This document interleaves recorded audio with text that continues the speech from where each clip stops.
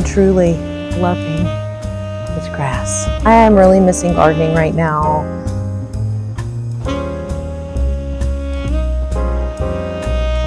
Don't be fooled by this big coat. I really don't need it today. We are really having nice temperatures here. Early December. I actually hear somebody's lawnmower today. So I think a lot of us have the same idea, which is get anything and everything done outside that we need to do today.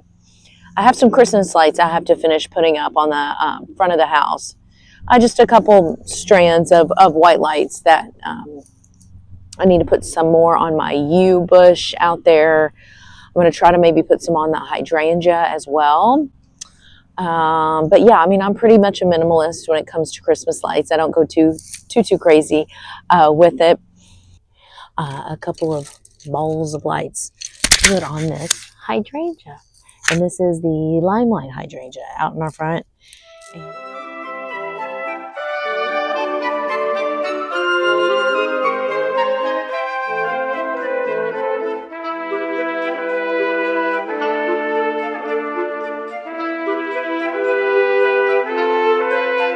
I wanted to come on here today and share with you just some plans I have for the early winter. I don't think I'm too late on some spring bulbs, so I'm going to run to the nursery this week and pick some of those up. Last week I was just so busy and just didn't get around to it. I thought I'd go today on Sunday to pick up some bulbs, but the nursery was closed. So I'm going to make a priority of getting some daffodils I believe I can still plant. I thought about planting some crocuses in my south-facing garden bed, but I understand that right now I may be pushing it because those are early spring bloomers. So from what I saw online, it looked like late November, planting those no later than. So I think I'm still in good shape with the daffodils and alliums. So I'm going to put that where I put in those quick fire hydrangeas, where I also have some miscanthus grass. So building that bed up. I'm also planning ahead to January. So after the doldrums, right, of the new year, when everything is gray and dark and, you're just dying to scratch that gardening itch.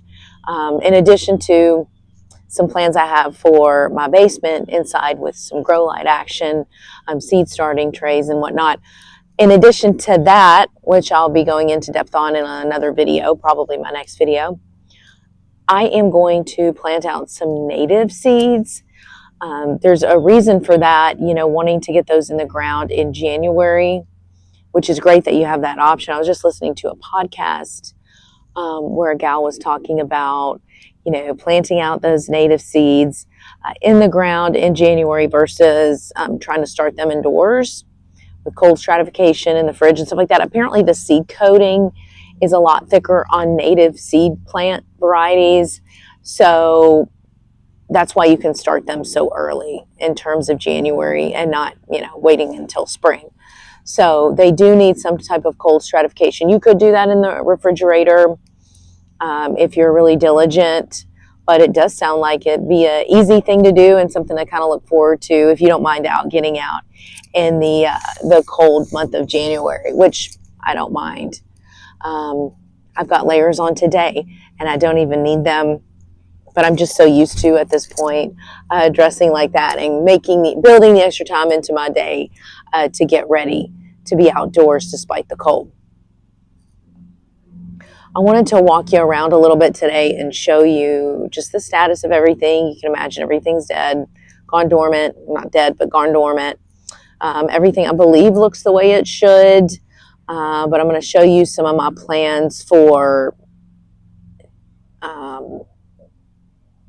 how I'm going to let those plants hopefully survive the winter and come back in the spring. I think I'm going to leave a lot of the leaves at the base of the plant because I understand that offers protection for some of the plants, especially the Gara, which of course I've talked at length about on these videos because that is a show-stopping plant that is really for a little bit drier climate than we have, but it did really well. So I want to make sure that it comes back. Hi.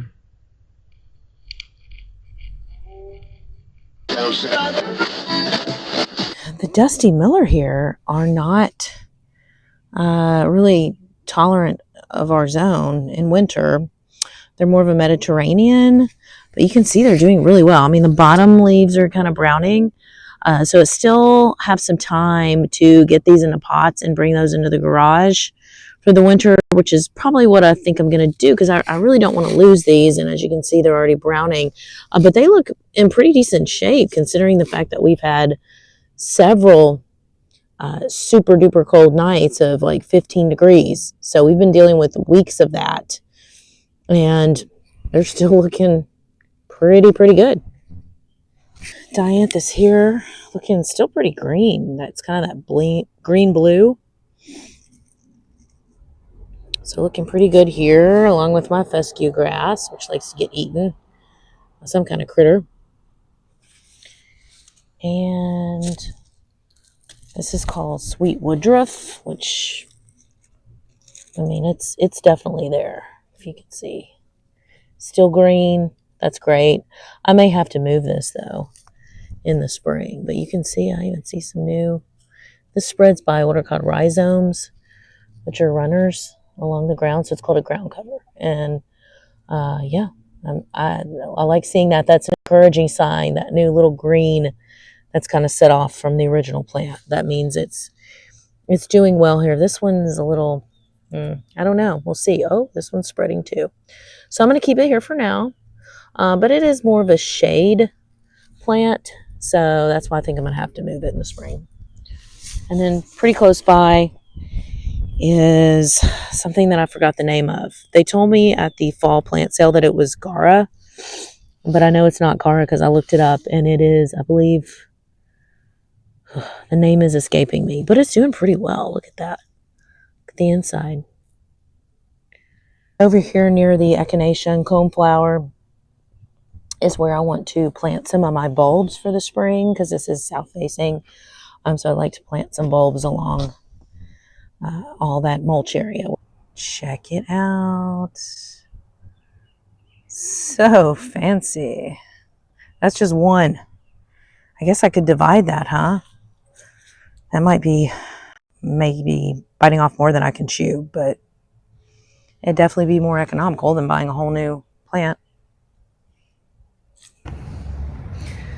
A little bit of a different look. Not a lot to report in terms of, what I'm doing actively out in the garden, because that's nothing. I'm really going to do my pruning and landscaping on my perennials in the spring, because of course I'm going to give the animals and the critters a nice little habitat and a place of protection over the winter. Cuban oregano finally went bye-bye. I do think I'll trim this back in the spring along with the lemongrass here in the planters, and hope that they'll come back. Maybe all of it will come back. I'm not sure. Oh, and look at our hydrangea. It was just so beautiful, and now it looks like, I don't even know what that looks like, but it looks brown and sad, and I guess I'm supposed to keep it up like this, though, the whole winter. You can see the big blooms on here. Look at that. It's actually kind of pretty. I think if I cut that off and put it in some kind of arrangement in a vase, it might look good.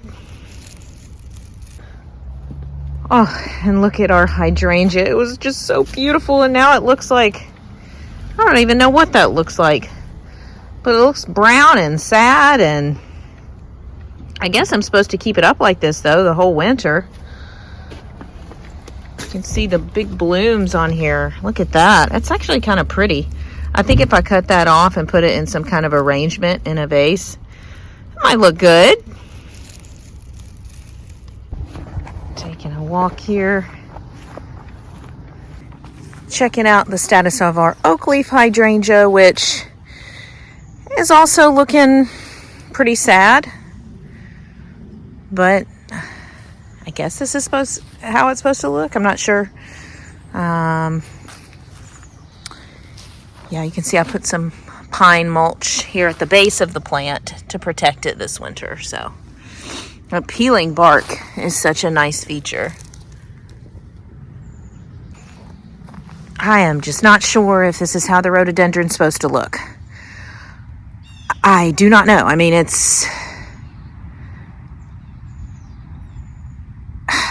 the leaves are curled up, which indicates to me it's in some kind of shock. I'll have to search that one. I'll have to look it up. Hopefully this is not a big problem, but that doesn't look great. You can see the buds on here, ready to flower in spring. And here's a look at our Arctic Fire Red. Still need to get that planted. But this is such a nice, a little bit of a visual interest, this red against the snow. I think that looks pretty good. So hopefully it'll be okay here in container. I may actually bring this into the garage. And this is my vegetable garden bed. Look, there's still some red tomatoes back here. How funny. But yeah, this is arugula, or what's left of it, tomato plants. You can see there's still a lot of green actually, but I really should get this cleared out. I don't know, it might be a nice little habitat for something. This stuff has got to go. I mean, look how ugly and brown that is. Those are just my weeds from the summer that I was letting go crazy because the bees were just loving this particular weed. So I'm gonna pull it though. It looks terrible. Womp womp boom. Should have brought those inside, but oh well, they can be food for some kind of critter, I guess. Things are looking pretty status quo in the garage. That Cuban oregano looks good. I'm glad I propagated it earlier in the season. Hydrangea's still looking good. That variegated shrub looks good. So yeah, nothing's really changed here. So far so good. But thank you so much for watching my video today. It's been fun just to get out here while it's a little bit nicer out, not so bitterly cold, and then just enjoy the day at home. Gonna go catch a movie with the kids. Yeah, stay tuned because I'm gonna go in depth on one of these videos about the plans that I have for a space in my basement for over the winter.